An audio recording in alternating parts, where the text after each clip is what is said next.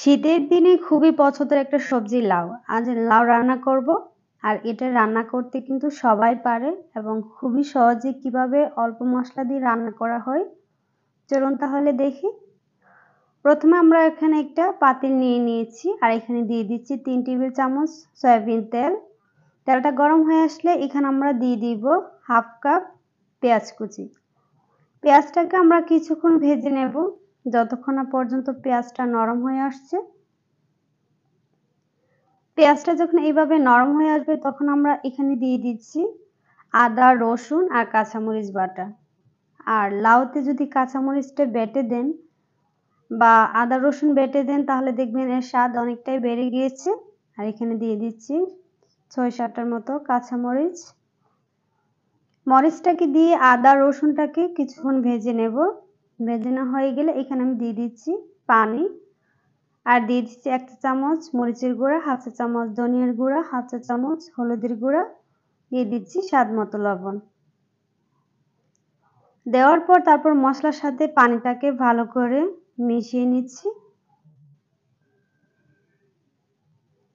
মিশিয়ে নেওয়া হয়ে গেলে তখন আমরা ঢাকনা দিয়ে ঢেকে মশলাটাকে ভালোভাবে কষিয়ে নিব।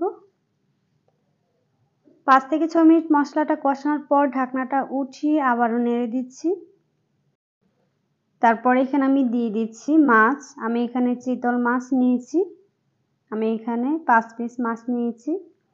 মাছটাকে এখন ভালোভাবে কষিয়ে নিব। আর লাউ একটু বড় মাছ দিয়ে রান্না করলে মনে হয় বেশি মজার হয়। মশলার সাথে মাছটাকে ভালোভাবে মিশিয়ে নিব। মিশিয়ে নেওয়া হয়ে গেলে তারপর আমি ঢাকনা দিয়ে ঢেকে মাছটাকে কষিয়ে নিব ৫ থেকে ৬ মিনিটের মতো। তারপর ঢাকনাটাকে উঠিয়ে নেড়ে দিব। দেখেন তেলটা উপরে ভেসে উঠেছে। মশলার সাথে মাছটা কিন্তু ভালোভাবে কষানো হয়ে গেছে। তারপর এখানে আমি দিয়ে দিব লাউ। আমি লাউটাকে কেটে নিয়েছি এরকম স্লাইস করে করে। তারপর আমি এখানে লাউটা দিয়ে দিচ্ছি আর মাছটার সাথে লাউটাকে ভালোভাবে ভেঙে রান্না করব। আর লাউ রান্না করলে মাছ যদি এভাবে ভেঙে রান্না করা হয় তারপর দেখবেন যে লাউটা খেতে অনেকটাই বেশি মজার হয়।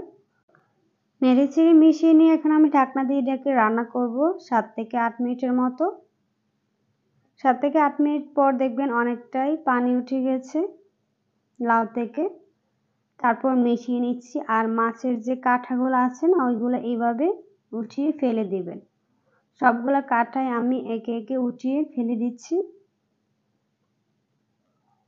তারপরে মাছের সাথে লাউটাকে ভালোভাবে মিশিয়ে নিয়ে দেন এখান দিয়ে দিচ্ছি 1/4 কাপের মতো পানি। কারণ লাউতে বেশি একটা পানি দেওয়ার দরকার হয় না। দিয়ে তারপর মিশিয়ে নিয়ে এখন ঢাকনা দিয়ে ঢেকে রান্না করব আরও ৮ থেকে ১০ মিনিট। ১০ মিনিট পর ঢাকনাটা উঠিয়ে নেড়ে দিচ্ছি।